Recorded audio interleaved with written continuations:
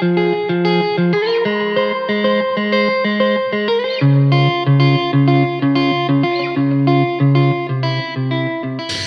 and welcome to another episode of the Startup Meetup podcast with me, your host Matt Roberts, as usual. With me today I've got Amelia and Laura from Digital Law. They're going to be doing the May edition of the Startup Meetup, and it's all about apprenticeships and particularly apprentices and their journey. So Laura, surprisingly, Laura and Amelia are apprentices with Digital Law, and both of you are actually coming towards the end of your apprentices, aren't you? Apprenticeships, aren't you? Yeah, so I technically should have already finished mine. Just failed a couple of exams along the way. But yeah, I should technically be finished in February next year. Right. And you're... I'm in my fifth year, so Yes. well, my fifth academic year, fourth actually, kind of weird like that. But so I should be finishing in, I think, 2026 at some stage. Yeah. I think like Same year as September me. 26. Yeah, technically you're 2 years behind and we're finishing the same year, which, but okay. yeah, is how it is. How does that make you feel, Laura? Not great, but we'll get there. But no, actually, I did see that you had graduated earlier this year. Yes. So you've got your law degree, Yeah. which is epic. Congratulations. Thank you. So how does that work then? In that case, let's kind of step into a bit around apprenticeships rather than jumping in straight into your origin stories, both of you. But like how does that work then from an apprenticeship point of view? You're working at the same time as getting a qualification, right? Yeah. So essentially, we both started straight from A levels. Yes. Yeah. So at 18, straight from A levels to essentially uni on a 6-year program. So for solicitor apprenticeships, which we're both on, it's a 6-year program, classed as a degree apprenticeship. You start straight from A levels. You spend, I think, 4 or 5 years of the actual degree getting your apprenticeship, getting your degree itself. Yeah. And then the last year, 18 months, is like spent qualifying. Right. And I think it's the same, like my partner, he's doing a quantity surveying degree apprenticeship, and his is the same. His is just 5 years, which he then spends, like, same as us, 4 days at work, 1 day off the job, going to lectures, most of it's online.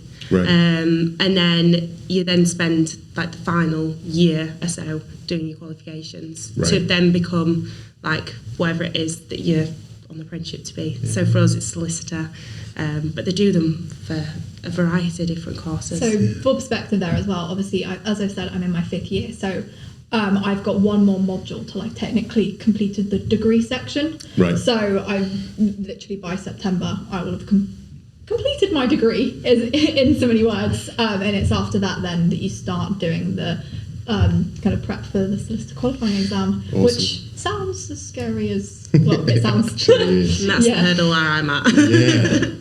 I remember from talking to you guys earlier, or I'd say a couple of weeks back, that like that qualification is actually, like, that exam is pretty grueling though, right? Yeah.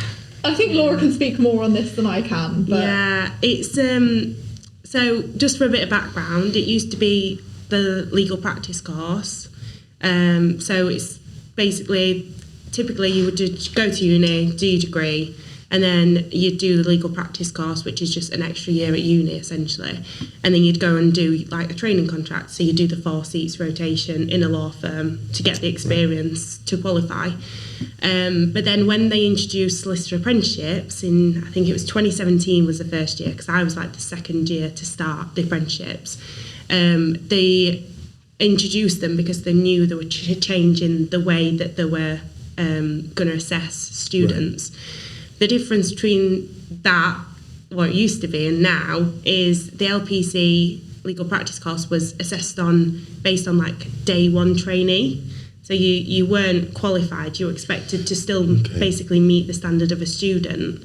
Whereas now the SQE, Solicitors Qualifying Exams, it's completely changed format. It used to be over a course of a year doing multiple different exams. Now it's like split into 2 very long multiple choice exams. and then like 16 mini exams that are more like practical based. Right. But they're at the standard of a day one qualified solicitor. So the standard is kind of like 2 years ahead of what the previous exams were. So it's kind of, you're taking all the content that you've done in the past 5 years of your degree and putting it into them 2 exams. That essentially decide your fates. Yeah, and do you get to retake them though? Like, or... Yeah, so I first sat the SQE1, which is the multiple choice questions, in January last year. I passed one of them and failed the other. Right. So then I went straight back in and resat the second one in July last year and did the same. Right. Got the same result, weirdly. The exact same result. Wow.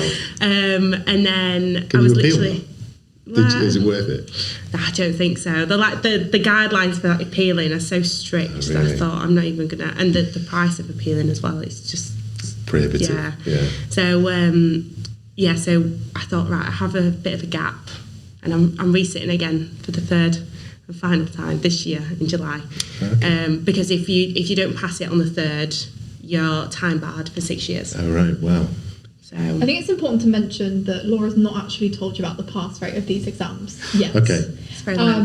It is, so obviously, I think the last cohort that went through it, I might be a little bit off here, but only 48% of people that sat it passed. Wow. So when you're up against that sort of level of pass rates, because it's very difficult. Obviously, you think multiple choice questions, that must be easy. You've got guess 1 in 4 chance of getting it right.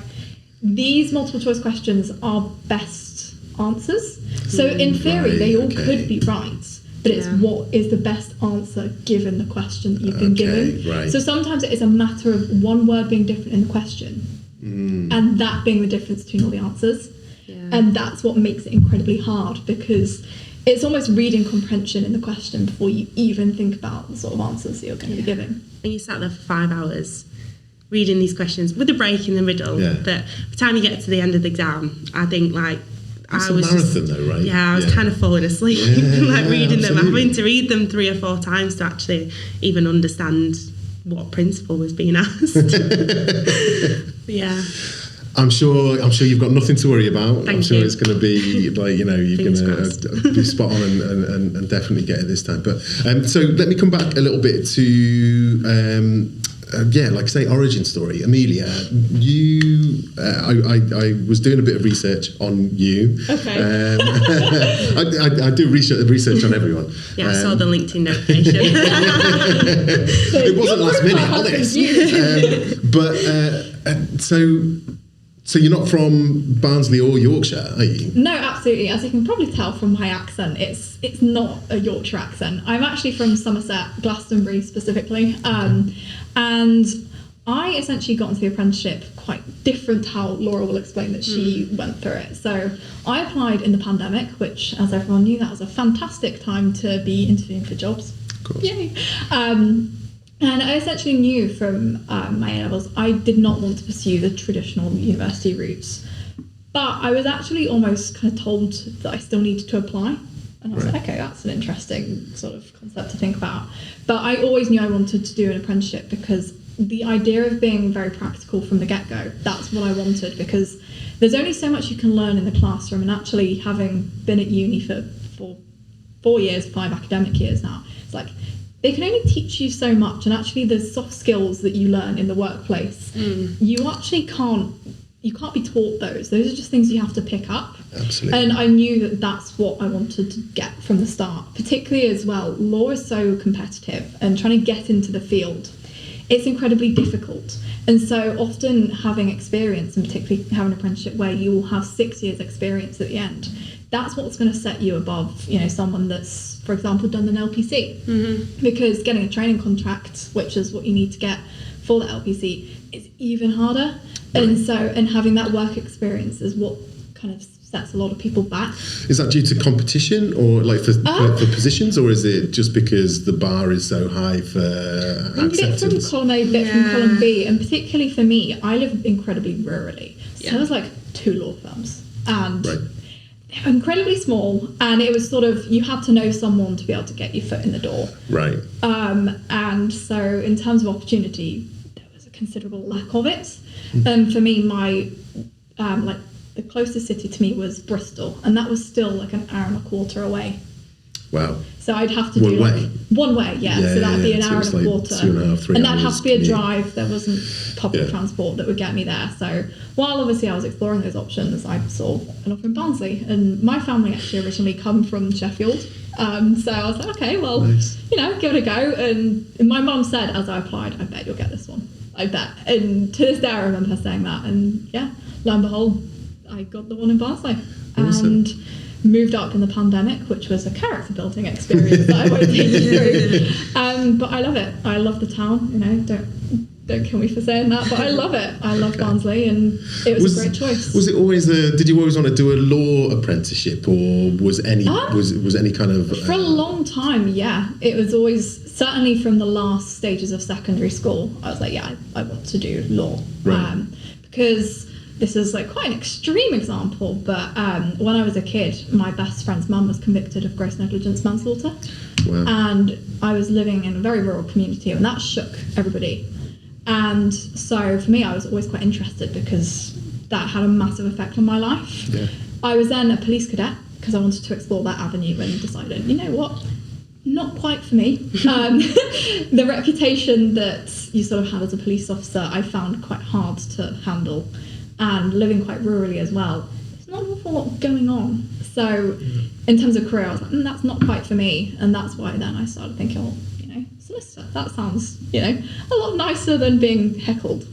Yeah, well, I was going to ask about the police cadet thing, because I saw that on your LinkedIn profile, right? And I was just kind of like, oh, that's interesting. It was really cool, and it was a really great experience to be a part of. It's like I learned how to search a house, and I learned to, you know, how to search a person, and I can't remember I used to remember all of the rights that you'd have to read to someone when you were arrested, and I really enjoyed it, but it wasn't really where I wanted to be. Yeah. Awesome. Laura, tell me about your route into apprenticeship. Obviously Amelia said it was different, so how did you find it? I kind of, well, from a young age, I always said I wanted to be a lawyer, but I don't really know why or where it came from. Legally Blonde? Maybe. I don't think I watched that until the other year, though, so I don't know where that came from. But I applied for uni. So I did law at A-level. Applied for uni, and I originally was going to apply for law and business, and I couldn't decide whether to do a business degree or a law degree, because when I was at college, I hated it, and there was so many times where I was on like looking at jobs or apprenticeships, and I will like nearly went into accountancy and all these different things just because I hated college so much. Right. Not to do with the college, but just I think I was just done with like education at that point. But I applied for uni anyway, and got into Manchester Met, paid for my accommodation, the deposit and everything, was about to move, start like packing and stuff ready to move, and then I saw this apprenticeship, and I thought, oh, that looks quite interesting, and I just applied for it, and then my dad was kind of like, oh well, if you get that, I'll help you get a car rather than paying for your stuff at uni. Okay. You'll save me some money. So I kind of came for the Dad's interview. from Yorkshire, right? Yeah, definitely. So came for the interview, having accepted a place on like a traditional law course at Manchester Met. Came for the interview and got it.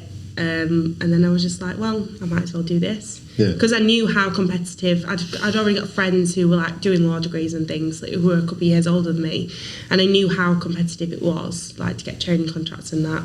And because I'd got so fed up at college, I thought, I think I'll enjoy this a lot more, and like just getting paid while working, and the experience and things as well. Because I've had a job since I was like 15, 16. I'd always like worked, and I'd like, I think I was in the mindset of I don't want to go back to not having a job at uni and just being a poor student. So that's basically, I just kind of fell into it. And that's where we differ, because I never want to apply for uni, despite my college like really encouraging me and like even questioning like why are you not applying. I was like, I knew it wasn't for me, and I don't even have it. I think it's a UCAS account. I don't even have one. Which aren't even a thing anymore. I think it's all changed. I wouldn't even know. Like, it's No, been I so don't- long. yeah. Like, I don't really, The I don't even letters want to and the think how long it has numbers, been. how it's changed, I don't know. So do you feel then that do you feel that apprenticeship has been a better route for you? Do you feel you've got more out of it and it's been beneficial for both you and for Peter? Yeah, I think so. I think from my point of view, I think gaining the experience I have over the last 7 years, that I always think about, even if I didn't pass that qualification, the experience that I've gained over the past 7 years working in a law firm every day is just like, well, it's brilliant. And it's so like reflective on other jobs, even if I don't stay in law. Yeah. Like, it's so reflective of just working in a law firm or that type of workplace for 7 years. It's so much better than university, where you just sat in a classroom for 3, struggling to actually get a job at the end of it, like most people do. Yeah.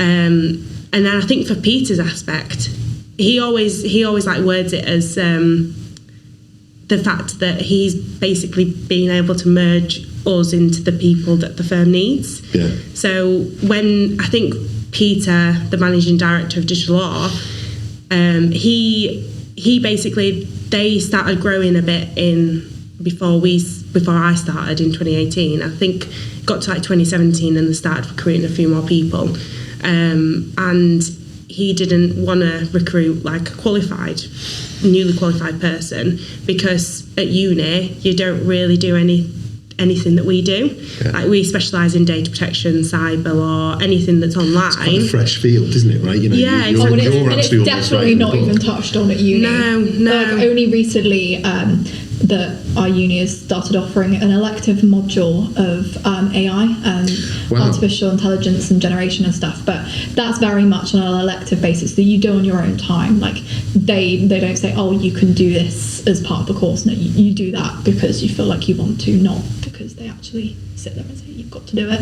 Yeah. Which it is great, because obviously it exists, but certainly it's not an area that's taught, as Laura said. Yeah, exactly. And I think sometimes when people come from traditional way of thinking of what a lawyer is, to then coming into a firm like ours, which we kind of do things a bit different because of our specialism, then it's hard to kind of unpick that and go back to kind of starting afresh.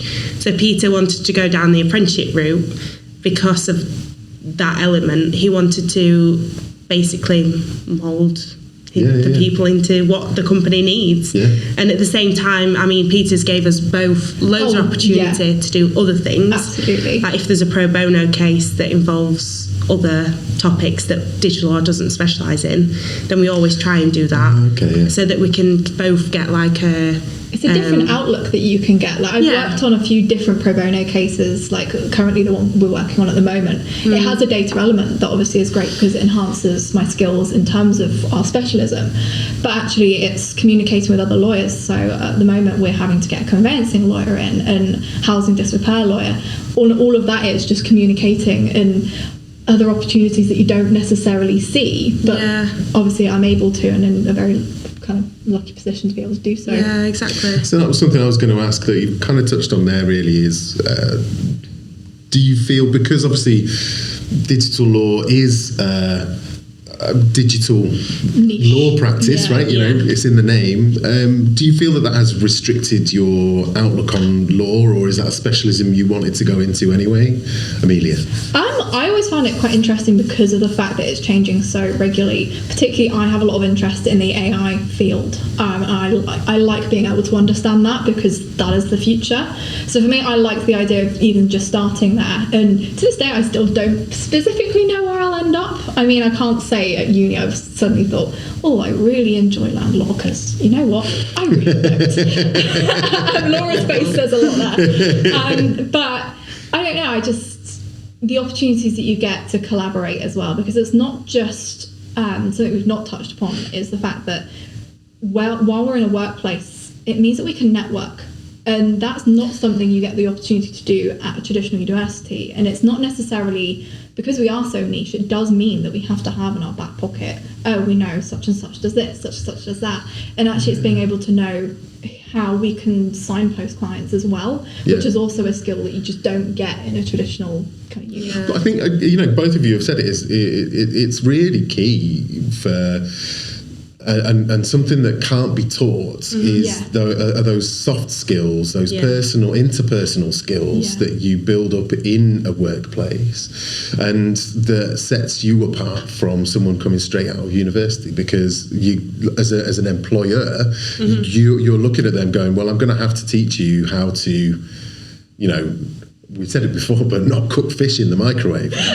And not in the office. Yeah, exactly. And actually just how to drive a computer professionally, right?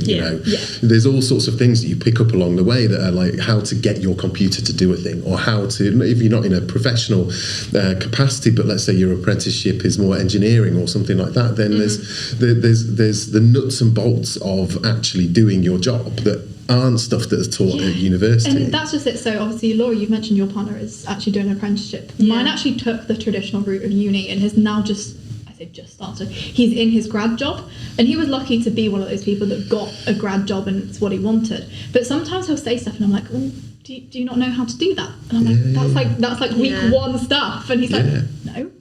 And this is what I find very different, because we've got a nice kind of level of, I took the apprenticeship, he did uni, so we can compare and contrast our experiences a lot. And it's very interesting to see that sometimes I feel his soft skills are underdeveloped, whereas I'm like, I know how to do this. Like, this is fairly basic. This is what we've been taught from the get-go. Yeah. Like, sometimes he'll send a really long message, and I'm like, you could have said that in like 2 sentences. And I'm not great at getting to the point, but certainly that's not something that you're taught in uni. It's actually just how to simply communicate. Yeah. And I'm not just meaning with clients, but I mean internally. Yeah. And that's certainly a learning curve I had to face. But luckily I've done that a lot earlier than obviously he's had to. Yeah, and also in a safer environment as well. Yeah. Right? It's not like you're just kind of thrown in, right, you should know all of this straight away. Not. It's like you're expected not to know it, and so therefore you're given the tools and the capabilities or the opportunities to practice and to do it, right? Yeah, which is if you compare law routes of traditionally going to uni and then doing your exams and then getting now it's kind of, you do some experience, you might do experience as a paralegal and then go straight into a newly qualified job. You might have only worked in a law firm for 2 years, if that, and you might not have built those soft skills up, but you're expected to know it.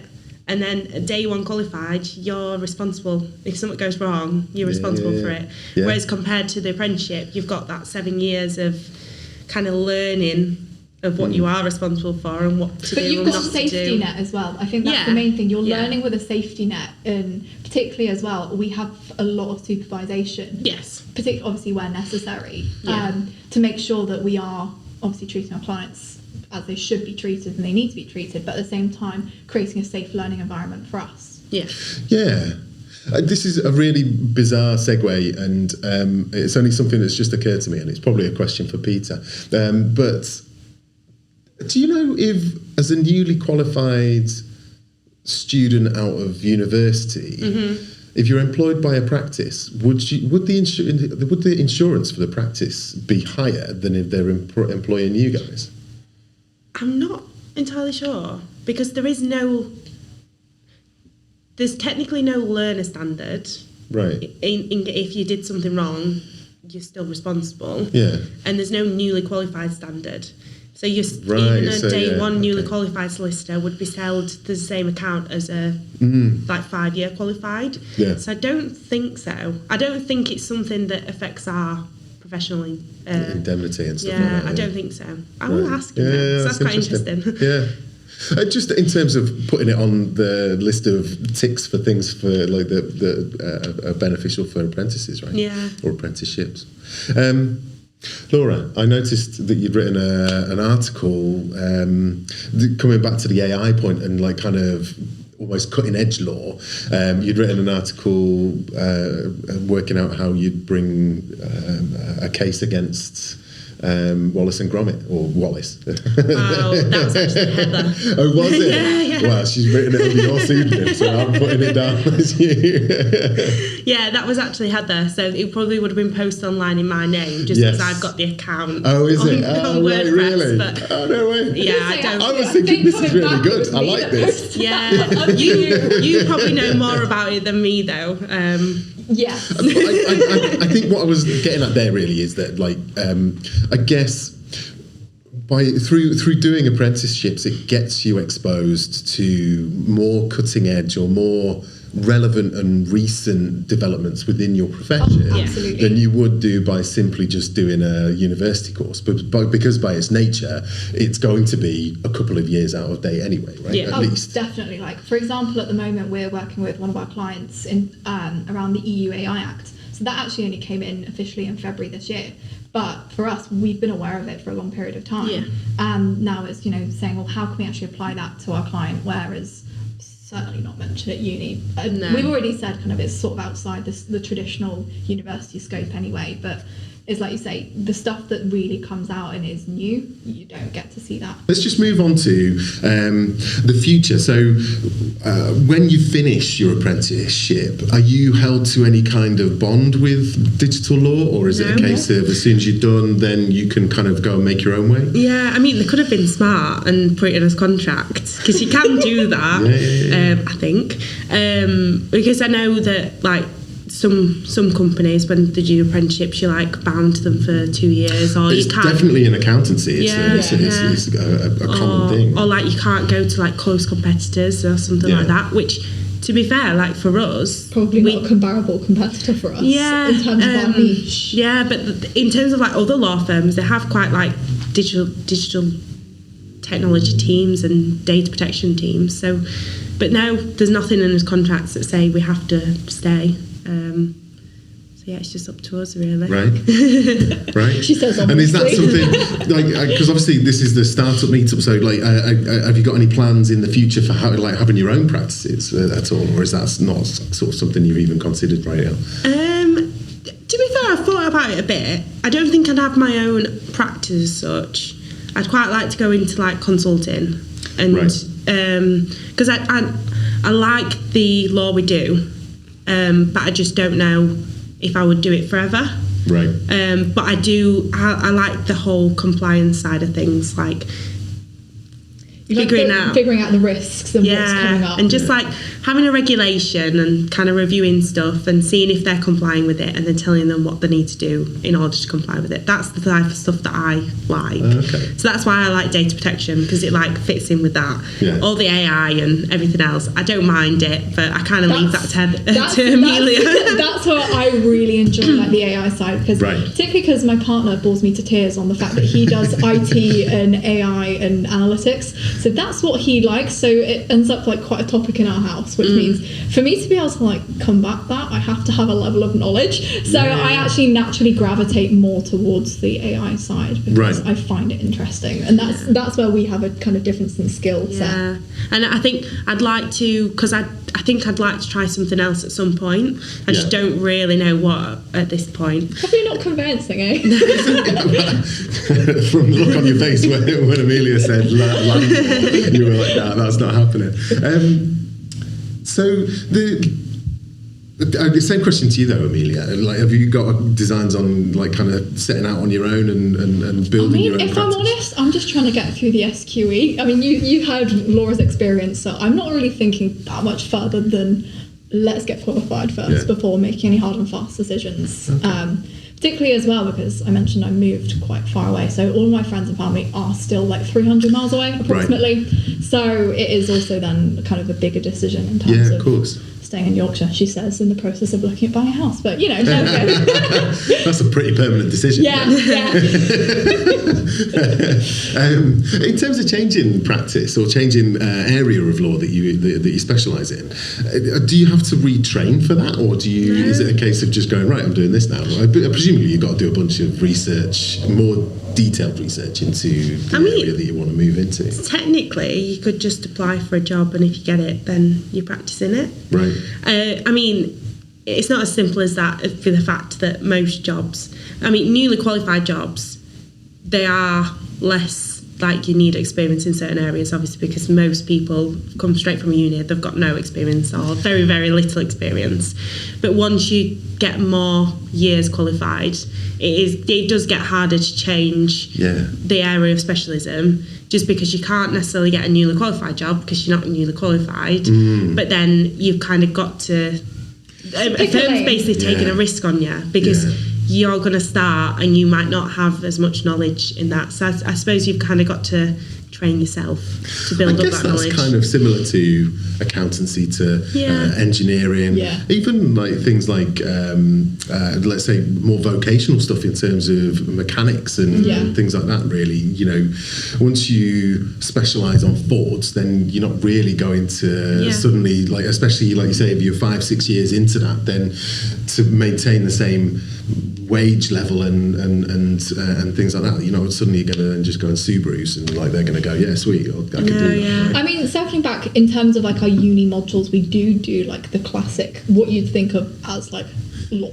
You know, we do criminal law, we do contract law, we do a set module. While obviously it's created by the uni, it will still cover what you call the basics. So that's when it comes into the fact that when you are newly qualified, you can be sort of moulded just depending on what route you go, because you do still have that level of knowledge across the legal field. Do you guys spend any time in court at all? Is that like a kind of standard thing, or is it? No, I've been once, I think. As a firm, we don't really do litigation work, which is the court side of work. So they typically, as a law firm or like an area within a firm, like a bigger firm, they'll have like contentious and non-contentious. So you kind of, the work that stops you from getting to court, and then the work that you take to court. So I've done, I mean, we did a small claims, like defendant, helped a claimant in a small claims when I first started. I think it was like one of the first cases I worked on, and that went to court and we won that. And I think I've been one since, but that was during the pandemic and it was like all online. I was just sat at my kitchen table. But yeah, no, it's not the line of work we do. We don't really go to court. Right. But you certainly can as an apprentice, and we have colleagues that have done it and do it, but it just kind of really specific to the area that you decide to go into. And the organisation that you're doing your apprenticeship with, right? Exactly. Yeah. Okay, awesome. Right, so we've come to the part of the interview that I know you're both prepped for. So I'm going to start with you, Amelia. What's your ultimate sandwich? My ultimate sandwich is oddly specific. So when I was a kid, we used to go to, I say a kid, still now, we go to a beach called Lamridus, and they do a fresh crab sandwich. And when I tell you, on a nice warm summer's day, freshly caught crab in a crab sandwich with a beer, you can't match it. Nice. You cannot match it, I tell you. And like I said, that's an oddly specific sandwich, but I don't eat a lot of sandwiches, but a crab sandwich. So when you're getting this, like, so it's obviously quite tied to location and what you're currently doing at the time, right? You know, I'm thinking, you know, summer holidays by the beach and all of that sort of stuff. So, are they making the sandwich in front of you with like kind of? You can. I don't necessarily watch. That's not my thing. But you can literally see that the boat's gone out, and that you can see which boat obviously caught the fish and what have you. And you can see the sausage being made if you want, but that's not my thing. No, it was more just like, so because my experience of crab sandwiches, the only time I ever have crab sandwiches is at Cromer, and so obviously, you know, normally I think when they do them there, it's like they basically take the half crab shell from the display cabinet and like kind of they do that. It's whole very thing much right along those lines. Absolutely. You literally, it's like a crab. It's literally like a shack. And is it with like mayonnaise or anything like that with it, or is it literally just crab meat sandwich, brown bread? Pretty much. Is it brown bread? I think it's white, but I think that could be my preference. White, like the white clacky bread. Yeah, absolutely. Yeah. That makes the sarnie, particularly if you have a bit of sand in it because you're sat on the beach as well. It really makes the experience. You can't eat on the beach without getting sand. No, especially like when my kids were a lot younger, they were obsessed with putting sand in their mouth, like just straight from the beach, and you're like, dude, what are you doing? You mentioned there beer as well, like so what's your lager, ale? Lager, absolutely. Lager, good Stella. Premium. Nice. Absolutely. Classy lass. That's like a perfect sandwich for me. And it's got to be the combination too. I like that. That's definitely a first for the podcast. There we go. And I will just say that obviously when I was a kid and having a crab sandwich, it didn't come with a beer. Just I'm disappointed. So you didn't drink Stella at like 5? Just from the bottom. About that. Laura, same question to you. What is your ultimate sandwich? Do you know what? I'm going to be really boring. Everyone always says that, and it never turns out to be boring. There's always a backstory. I was speaking about this with my brother the other day, and I do like my favourite sandwich is like a cheese sandwich. Awesome. And if I was having it at home, I would like make it into a toasty or something and put some like caramelised onion chutney or whatever. Nice. Okay, that's not sounding boring. Lovely. But if I was to get like a meal deal or anything, I just get just cheese. No mayo, nothing on it. Nothing. So we're talking cheddar here, right? Just bog standard cheddar. Yeah. Any kind of what's the bread like? Is it brown bread, white bread, granary? Brown. Yeah. With seeds? No, without seeds. Either or. Oh, right, okay, yeah. I'm not fussy about the bread, to be fair. I don't like mayo and I don't like salad cream. I just like just cheese. But the only thing I do like other cheeses. Yeah. So like the place in town, Old George or something. Okay. They used to do like a goat's cheese with I think it was like chili jam or like onion jam chutney, and that was it was beautiful. Yeah. But they stopped doing it. You see, that's not boring. Like the one of my first interviews that I did for the Startup Meetup was with a guy called Mark Cody, and I reference his sandwich very regularly because his sandwich was just a cheese sandwich on white, and it's because it's what he had in the army. So not even with cucumber or anything like that. It was literally just cheese sandwich, no butter even. It was literally just cheese, I have butter. bread, and it's just so Spartan that it's whereas at least you're branching out into different experience of cheese and all of that sort of stuff. Exactly, yeah. And when you toast it at home, have you got an actual toasty maker, or is it just under the grill? Get under the George Foreman. Yeah, we've got a George Foreman. Yeah. I've got a toasty maker. I've got a George Foreman. I sometimes do it in the air fryer. How old is your George Foreman? I bought it the other year. Oh, did you? Yeah. From Can you still get them? Because I Absolutely. remember the craze. It was like the air fryer craze when it first came out. I've just got I've got the little one that fits like one slice of bread in. Okay. Yeah. But I do like my partner. He makes a cheese toasty on they've got an Aga, and he puts it in like a cast iron pan or something, and does it in the pan with butter and everything. Yeah, so it almost fries the bread. But I feel like I'll die very young if I carry on eating those. Cholesterol. Yeah, I think I'll not live to 80 if I eat those a lot. So my wife makes an epic version of that, which is like ciabatta bread with then mozzarella and pesto, and then fried in a pan with then another pan on top of it. So it kind of like. So is that your ultimate sandwich then? No. I would mine changes at every episode really. Only two other people have ever asked me what my ultimate sandwich is. So no, mine is I flip flop between there's a triple stack sandwich that a local deli near me does called New Yorkshire, and it's like kind of all locally sourced ingredients, pastrami, Emmental, coleslaw,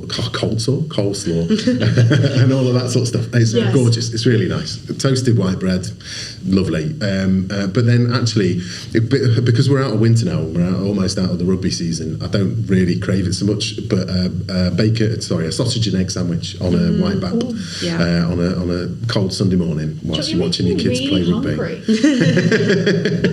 Bit of brown sauce, it's all good. Yeah, you can't beat that.